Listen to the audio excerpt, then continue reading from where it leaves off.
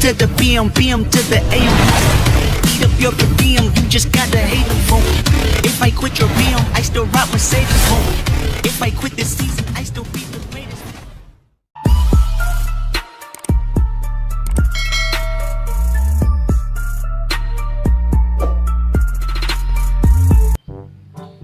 Alah, makin tun makin ni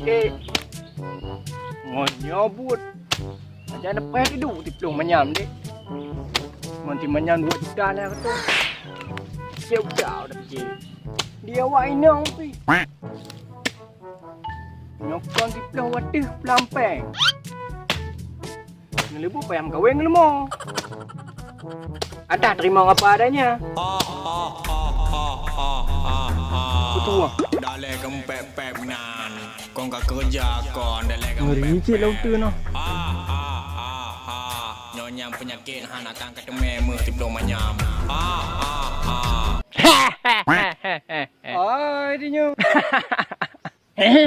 Kakaknya punah kah? Apa konten titif dah? Tengok tak uleh lo no. Aku fikir je nama. Anda minta badan nak boh ju. Lagi nya. Tuan kata. Oh pek menghina ke apa? Dah lagi-lagi oh ngendilan menteng-menteng dilan. Nak ada puak. Emangnya api? Pucit. Tahu kah? Apa hajat tuan hamba kemari? Aku ingin memberimu 2 permintaan. Monggo. Kamu Om Jin ya? Bukan. Tapi lon om-om.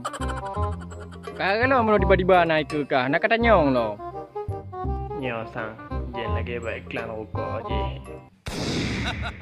Ku beri 2 permintaan. Bangga. Pengen sokeh. Apa yang dah lagi bisa diwujudkan. Oh ya. Suka selera humor juga ternyata Om Jin. Monggo. Jadi mana Om Jin? Untuk permintaan yang pertama, lon kumung, cewek lon baik lele dah laki je nama. Tak uleh ada minta je nama je no. Kamu kah? Wajib dah lah tu semuanya. Bisa diatur. Terus lon kumung di Aceh ha, yuma bitron. Supaya ngon-ngon yang berpenghasilan rendah lagi lon bisa menikmati kehangatan wanita yang sudah dihalalkan. Bisa diatur Om Jin? Mana bisa aku tekangnya kah? Bisa diatur. Oke nyaman nang ya wayu.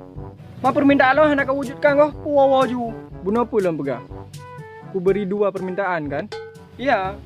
Terus kali lo jawab permintaan kan? Dan kali laki kan? Tapi kan lagi lan TV diwujudkan. Kau jawab permintaan kau.